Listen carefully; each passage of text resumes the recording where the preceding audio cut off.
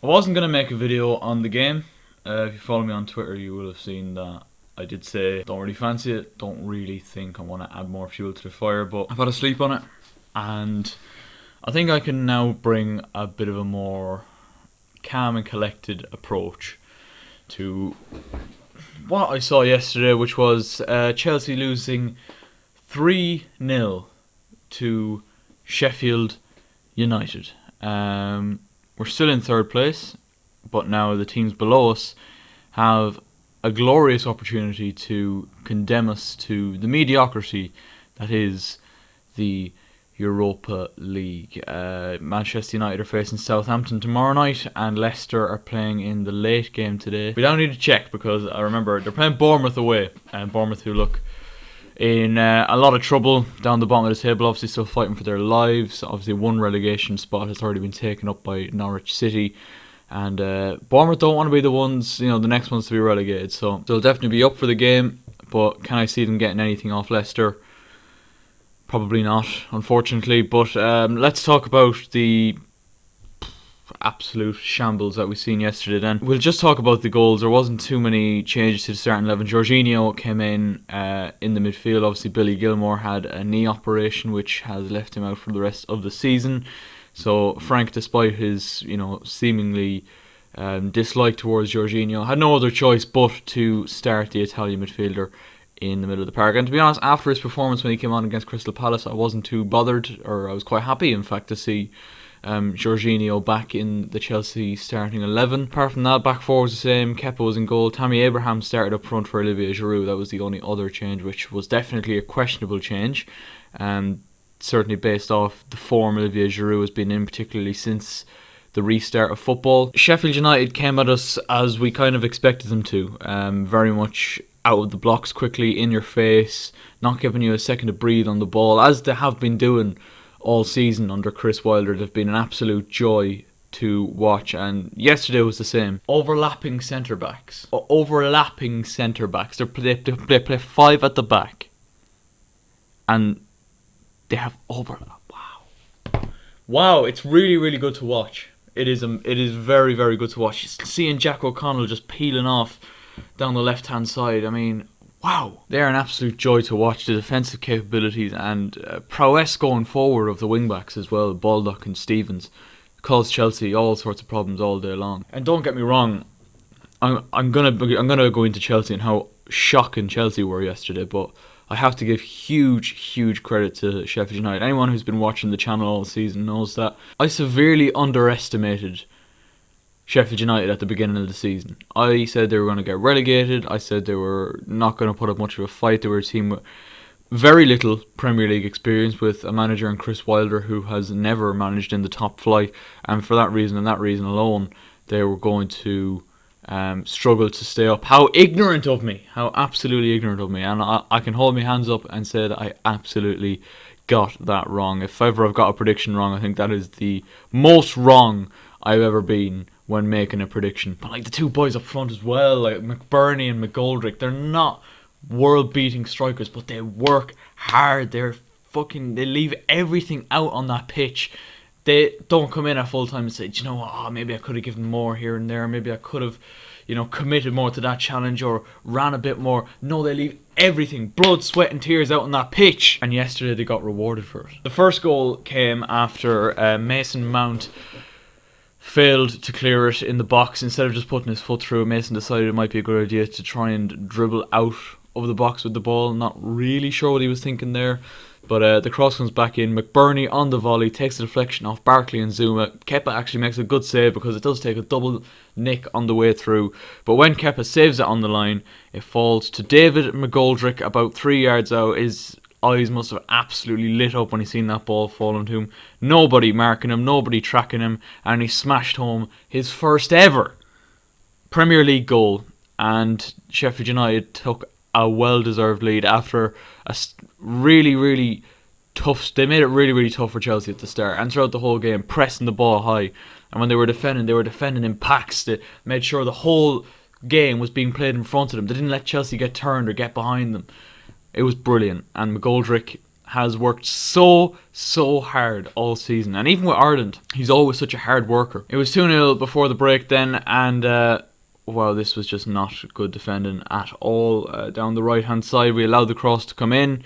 And allowing the cross to come in was never a good idea when you have someone who is as strong and as potent in the air as Ollie McBurney is. Headed it home, but can I just say, he was unmarked. Nobody was marking Ollie McBurney. I mean, how can you... I'm not raging. I'm not going to rage in this video, okay? I told you I'm going to give you a calm and collected approach. How can you, right, see a number 9 there who's, I would say, fairly decent in the air and fairly well known for being fairly decent in the air? How can you leave him, of all people, free in the box? Reece James wasn't marking anyone. He should have. Between himself and Christensen, they should have sorted it. Zuma is on McGoldrick, and there's just no communication. If you had John Terry, I don't know how many times I've said this, if you had John Terry, if you had a fucking leader, someone with a bit of bollocks in that back four yesterday, if Zuma in that situation was Terry, he would have said, Andres, fucking, do you not see the number 9 in front of you? Reece James the same. Like, how between the two of you can you not mark the one man? I mean, I must say, it was a fabulous header by Ollie McBurney into the bottom corner. And at that point, I kind of thought it was game over because Sheffield United don't concede a huge amount of goals. And particularly after being ahead, I kind of knew there's no way back for us here. And there really wasn't. And the third goal came once again through David McGoldrick. And this one was even more comical than the previous two that were scored in this game. This time it's a cross from the right hand side. The cross was, I mean, it's an average cross really, and it falls to Rudiger, who should just clear it really, realistically. Rudiger obviously came on at half time, him and Alonso, for you know, I don't even care who came off, to be perfectly honest with you. We switched to 5 at the back at the break, which obviously Frank was trying to match Chris Wilder's tactics. Cross was put in low. Rudiger makes an absolute balls of it, let's be honest. He's really gone down in my estimation in the last 2 or 3 games.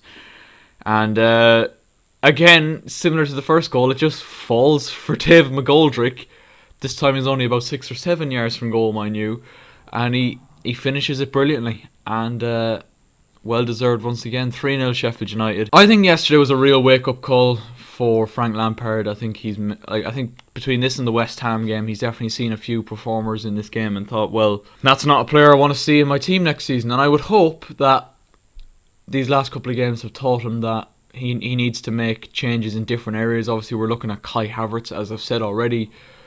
Kai Havertz looks to be a very good footballer. I haven't seen an awful lot of him. His stats look pretty good over in the Bundesliga, but I think we definitely need to turn our attention elsewhere. And I think we need 1, if not 2 centre-backs and a left-back. And I think that's where we should be directing our attention. You've got attacking talent. You've bought attacking talent in Hakim Ziyech and Timo Werner. Fine, cool, brilliant.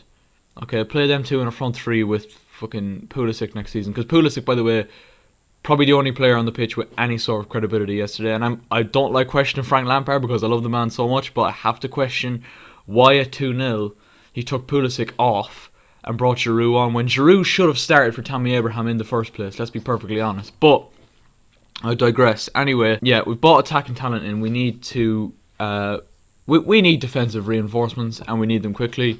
I would not be too sad to see the likes of Antonio Rudiger and Marcus Alonso sold in the summer. I think Zuma and Christensen are good. I don't know what's happened to Fikayo Tomori. I can only assume he's injured. Fuck knows.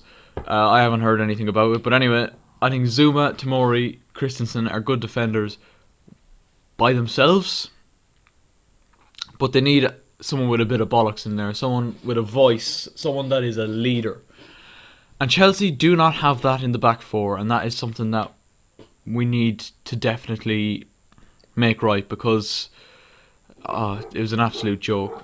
Defensively, it was incredibly worrying. And make no mistake now, lads, we are not getting Champions League football this season. And if I'm being perfectly honest, after the last couple of games, we don't deserve Champions League football this season. You gotta say, if Leicester and Man United keep winning, they deserve it. I don't care if we were like, oh, we've been in the top 4 majority of the season.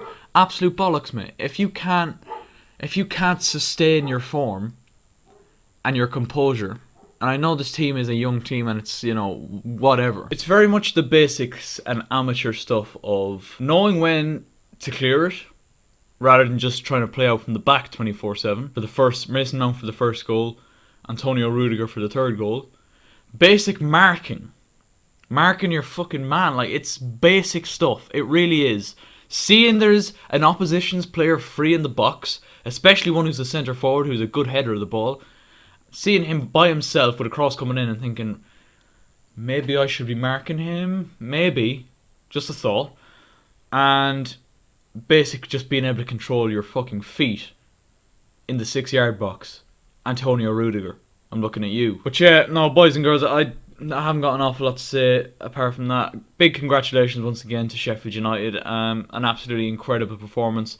Not just today, but all season. An incredible team. You've been an absolute joy to watch. And I apologise for underestimating you so much at the beginning of the season. I'm only human. But yeah. Apart from that, boys and girls, I hope you did enjoy. Hope you're all keeping well. Leave a like if you did, and subscribe if you're new around here. And we'll catch you later.